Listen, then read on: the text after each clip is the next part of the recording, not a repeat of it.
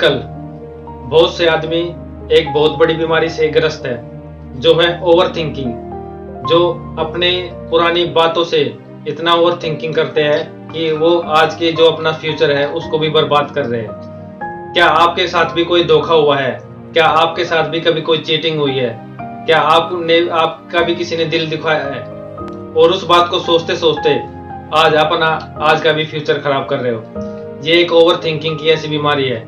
इस स्टोरी को आप अगर लास्ट तक सुनते हैं तो शायद आपकी ओवर थिंकिंग की ये परेशानी दूर हो सकती है। एक बार दो पुजारी थे, उनमें से एक पुजारी ने नया ज्वाइन किया था मंदिर को। वो नया पुजारी बना हुआ था। जब उन पुजारियों को कहीं से आमंत्रण आया तो वो दोनों पुजारी इकट्ठे साथ होकर चले। एक नया पुजारी था, एक बहुत ही पुराना पुजारी था जिसको बहुत ही ज्यादा ज्ञान था।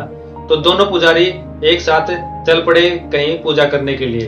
तो रास्ते में एक नदी पड़ रही थी और वो नदी को जब पार करने लगे तो वहीं पे एक औरत थी जो कि बहुत ही सुंदर औरत थी, जिसको देखकर किसी का भी मन ललचा सकता था। उस औरत को देखकर उनका जो नया पुजारी था उसका मन कुछ तो एक बार तो किया कि उसकी मदद करनी चाहिए, पर उसने सोचा कि मैं नया पुजारी हूँ, शायद ये मेरे को भटकाने के लिए, शायद मेरा धर्म भ्रष्ट करवाने के लिए।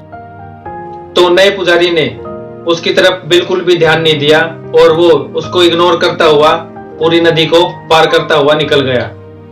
फिर जब वो पार करके दूसरे किनारे पे पहुंचा और उसने पीछे मुड़कर देखा तो वो जो पुराना पुजारी था उसी औरत को हाथ में उठाए हुए लेके आ रहा था और उस औरत का उसका पूरा ध्यान उस पुजारी के चेहरे पे था और उसकी तरफ बिल्कुल भी नजर नहीं हट रही थी। उस पुजारी ने उस औरत को उठाया और नदी में आराम से लेकर आया और उसको पार करवा दी नदी। और वो फिर दोनों नया पुजारी और पुराना पुजारी गांव की तरफ निकल पड़े। जब रास्ते में नए पुजारी ने पुराने पुजारी से पूछा कि महाराज, आप तो इतने विद्वान हो, इतने पुराने पुजारी हो, आपको तो पता होना चाहिए किसी भी हमारे धर्म में किसी भी औरत को छूना भी पाप है, तो आपने तो उसको अपनी गोदी में उठा लिया, तो आपने ऐसा क्यों किया? तो पुराने पुजारी ने बोला कि मैंने कहाँ उठाया उसको, मैंने तो उसको सिर्फ नदी से एक किनारे से उठा के दूसरे किनारे पर रखा था, पर तुम उसको अभी तक अपने मस्तिष्क में उठाए घूम रहे हो।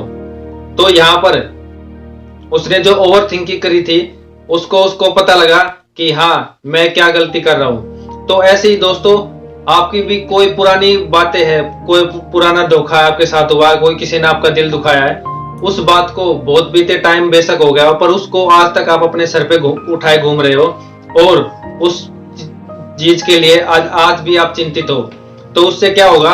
कुछ होना तो है नहीं, पर आपका दिमाग जरूर खराब होता है और आप अपने फ्यूचर को भी इस चीज के लिए खराब करते हैं। अपने प्रेजेंट को ना जीकर आप पास्ट में ही रहते हैं और अपनी पास्ट की बातों को याद करके अपने फ्यूचर और अपने वर्तमान को भी खराब करते रहते हैं। अगर दोस्तों आप भी अपने जो पास्ट में जो हुई घटना उनको भूलकर और उनको ना उठाए, अपने सर पर उठाए नहीं घूम के, और अपने प्रेजेंट में जो हो रहा है उसको सिर्फ रखे, तो उस पे आप अपने जीवन को बहुत अच्छे से बिता सकते हो। और ये एक स्टोरी एक औरत के लिए भी बहुत अच्छी है। औरत की जो हमारे जो माता बहनाएं हैं उनके लिए भी बहुत अच्छी है कि हम उनकी रिस्पेक्ट करें, उनको एक आदर, उनको कुछ गलत तरीके से ना देखकर उनका एक आदर सम्मान करें।